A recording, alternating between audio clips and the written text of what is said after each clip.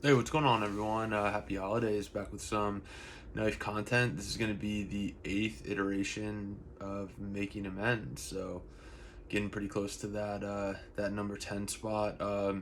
All told, I mean, things have kind of plateaued as far as my knife journey goes, but I do actually kind of think that that's a good thing because I'm very confident in the knives that I've been carrying. There's a few that I'm looking for, but at the end of the day, like I have some pretty tried and true kit that has really been working for me. So there's a couple topics that I wanted to cover with this iteration. But before I did that, I kind of wanted to get into what I have actually been carrying. And not newer for me, but just newer as of lately. I've definitely been carrying a fixed blade in addition to a folder all day. I don't really know why that is. I'll post a picture when I'm talking. Sorry for the low key crotch shot, but I've really been enjoying this Offensive Industries that I got in a trade. But the person that I traded with, they wanted to keep the Kydex sheath for it, so I contacted Offensive Industries on Instagram. The owner, super helpful. He was like, oh yeah, what do you, I can make you a sheath, what do you want it made out of, etc. So I actually ended up getting a leather one that I could scout carry, and it's a little bit unique for me, but I do like it because I'm actually carrying it pointing towards my reaction side. So normally if I'm strictly carrying a fixed blade, I'll have it on my, the handle pointing on the right side. This one's actually going to be on the left side, but this Offensive Industries knife is actually really cool. Like, I like it. It has about a 3 1/4, 3.5 inch blade on it. Super wieldy, handy. It definitely disappears in your hand, which is one of those, salient characteristics that I look for in a fixed blade. But what I kind of think is unique about it, when you carry it, this kind of pommel right here faces down. So when you draw this, you're actually getting the blade side up, but I'm drawing it with my left hand kind of across. And I don't know. I was a little bit taken aback when I got the sheath back, because traditionally being a right-handed person, I want to pull it this way, but I am always carrying a folder on my strong side, and so it's kind of cool to have a fixed blade on my reaction side, and a more unique kind of design there. So that's actually, I don't know. We're always learning, kind of evolving our kit and where we carry things.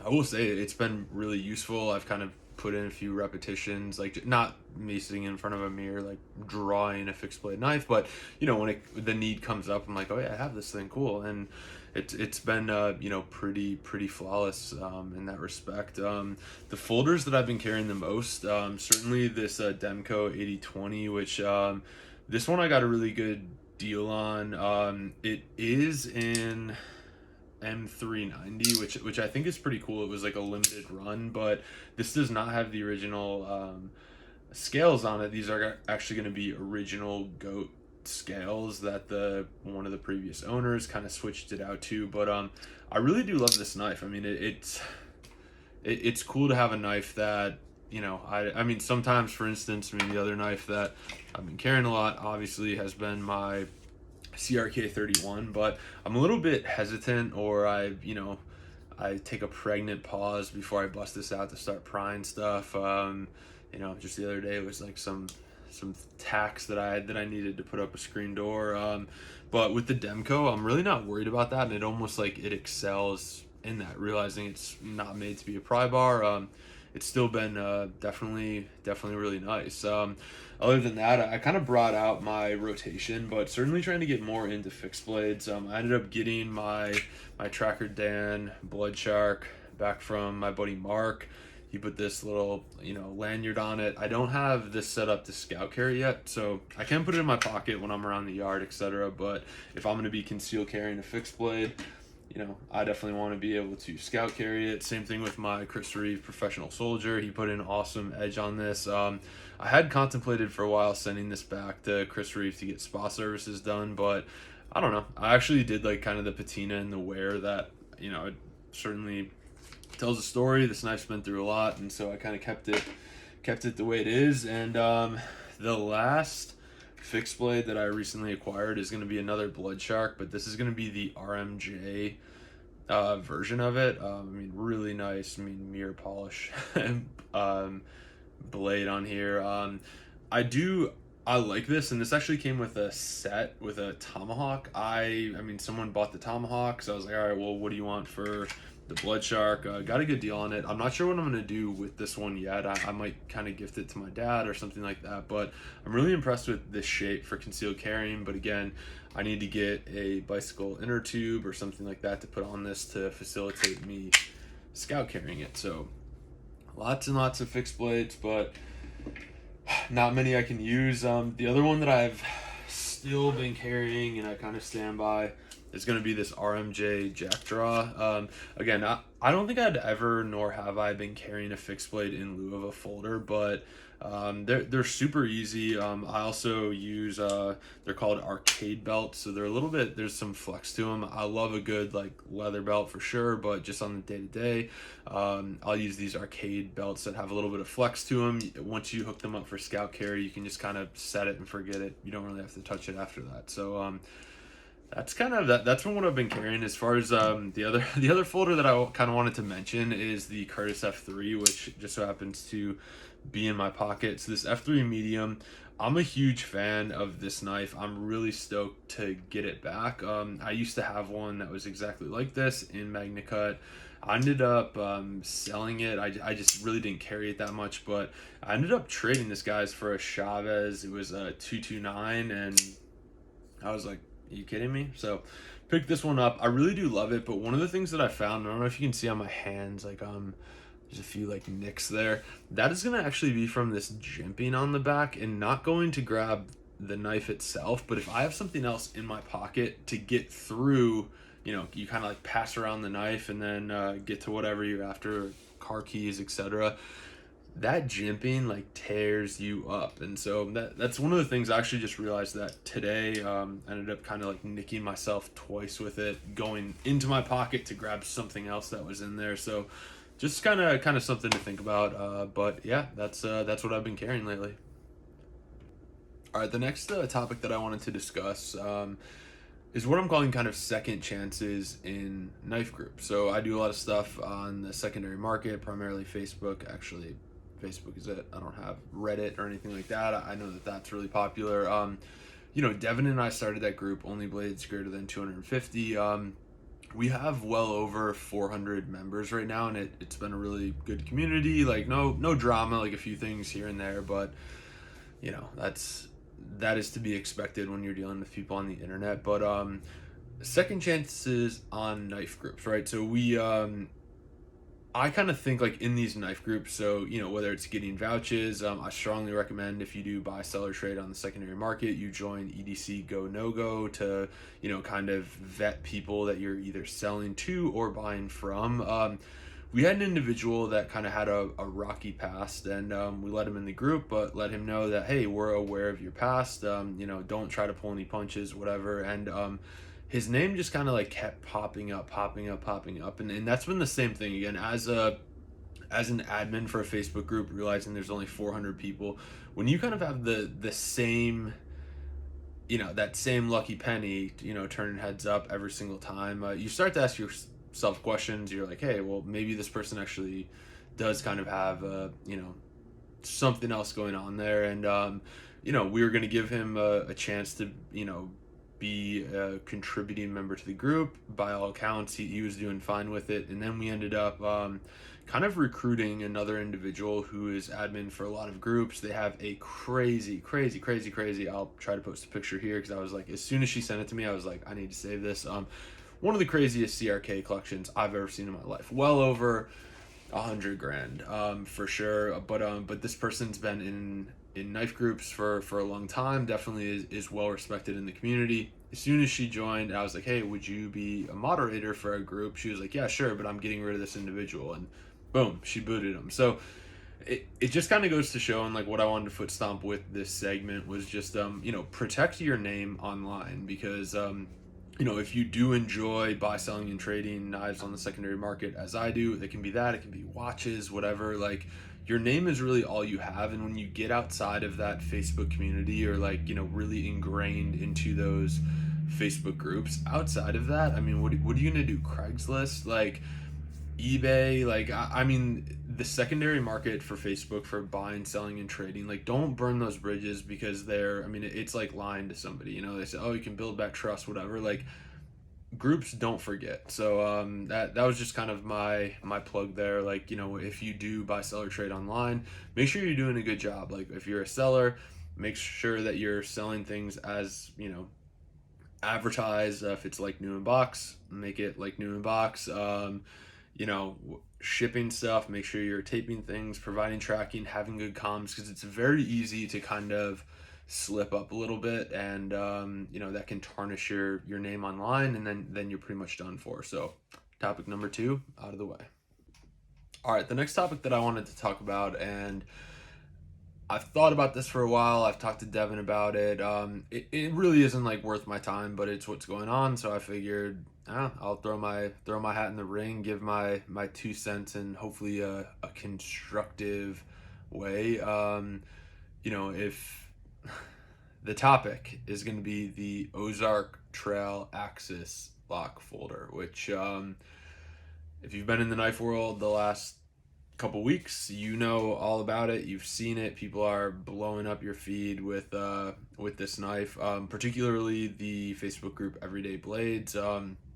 It's all over that, and the idea behind this thing is, so it is a $6 made in China. No idea what the steel is. People are kind of like drawing battle lines for it, and we've seen this trend all the time. I would say like the groups that are insulated from things like this, I mean, certainly, like, as soon as I saw this knife come out, I was like, perfect, we're not gonna have to deal with this shit, because we only talk about or sell knives that are greater than $250. But the only way you're insulated from this is if you belong to a group that is about a certain brand, and keep that in mind, because it's definitely going to come up here in our discussion. With Everyday Blades, you have a wide audience, right? There's 32.8 thousand people that are in this group. Knives are very unique and polarizing, right? Like, more than any other thing that I've seen. I mean, everyone presumably has a knife in their house, but some people are more enthusiastic or collect knives, etc. And then some people, I mean, like, it's like never getting out of like middle school, like where they are at mentally. Like, they just kind of want to get a rise out of people. They want to kind of draw lines in the sand online, and, you know, have a text battle with them. It, it's kind of sad, but it's the nature of the beast. And you know, from what I've seen, people are using these Ozark trail knives as kind of a pedestal or like a soapbox to just basically create discontent amongst everyone. And I don't know, like, who does the Ozark Trail, this $6 knife, appeal to?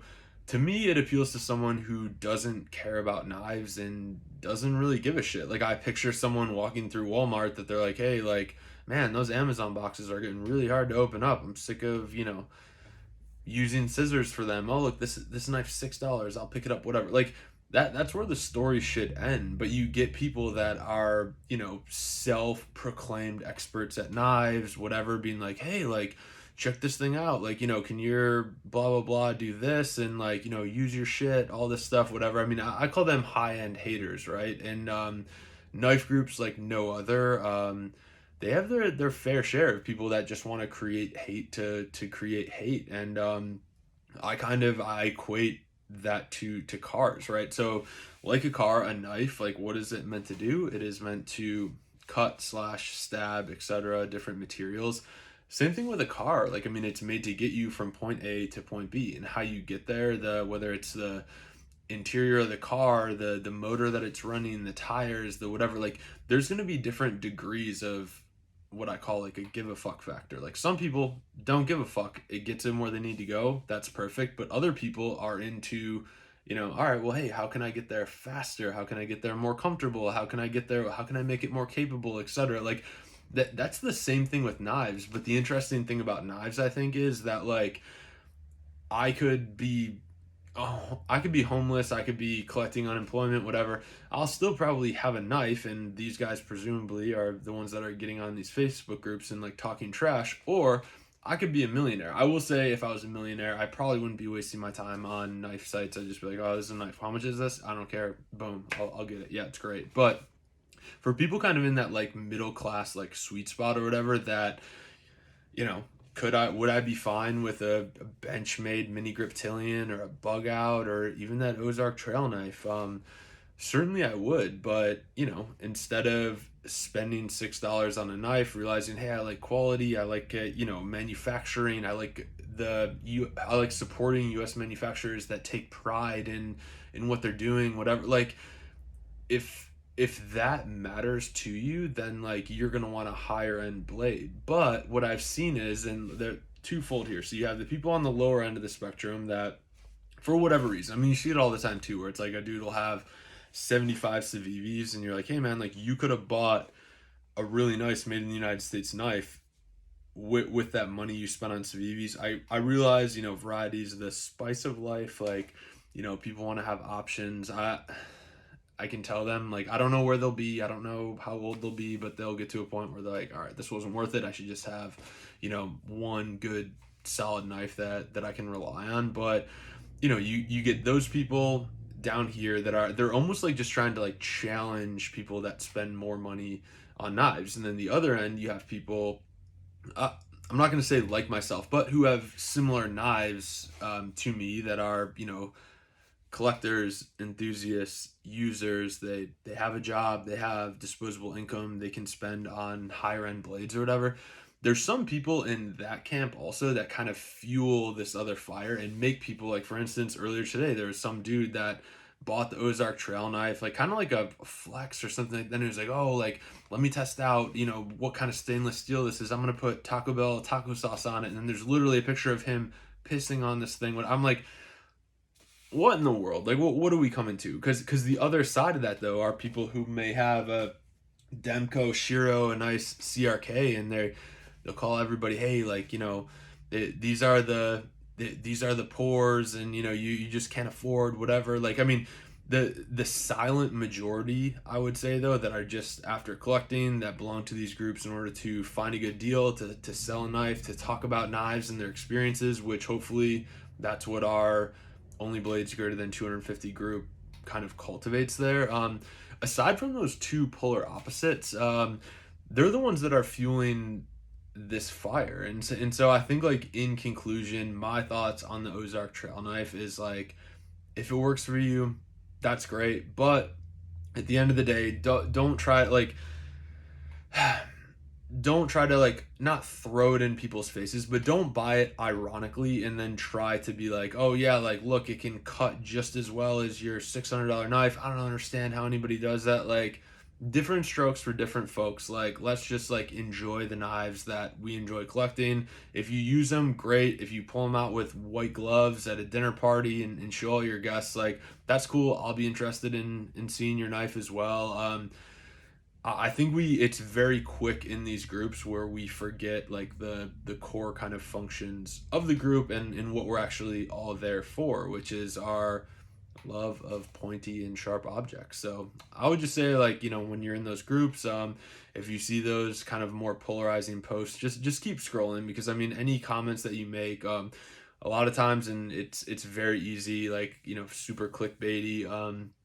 I'm tempted myself to kind of like comment on things that I see or whatever, but we're just kind of perpetuating the cycle. We're reinvigorating the problem there. So just enjoy the knives that you enjoy.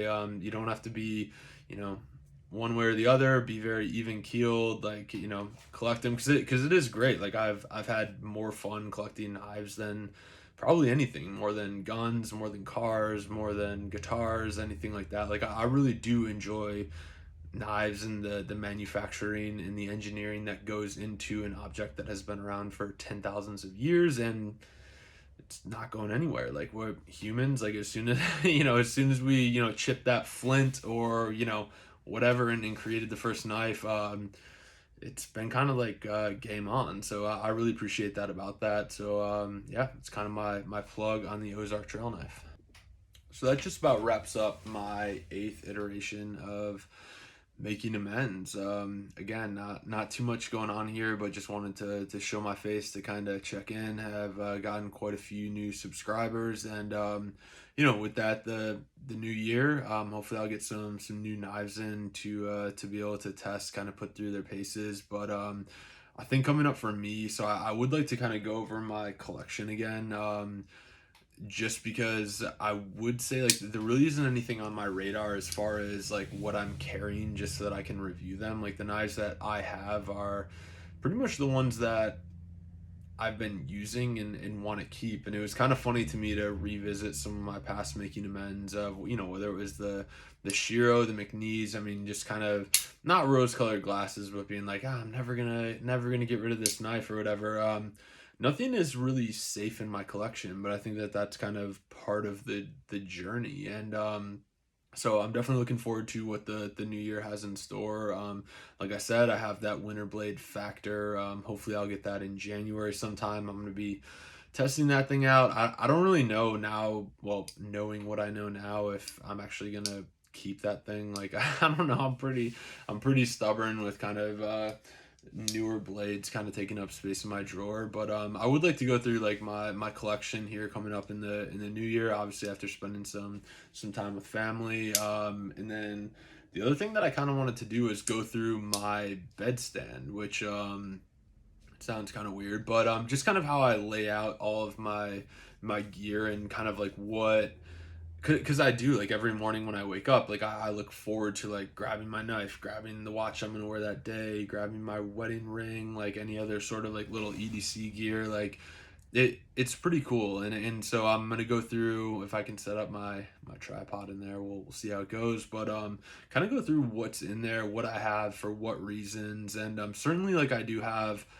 a little bit of like superfluous gear that maybe doesn't get used all the time, but I'm hoping making that video will kind of help me to iron things out, because that's kind of what I would leave you with. And this will be my last video for 2022 probably. But I mean, just buy what you like, don't hate on other people that aren't buying what you like, and keep things simple. At the end of the day, I can't foot stomp it enough. Like, what I've learned from having this channel and actually making these videos is like, trust your gut. Like, don't, because somebody else says something is like, hot shit, the new whatever, like that doesn't necessarily have to be you. And that's taken me a little bit to learn that. And Lord knows I've kind of gotten back to the knives that I started with before I even had this channel, and wanted to make videos to kind of educate people on my journey. So stick to your guns, do what you love, buy what you love, and spend time with those that are close to you. And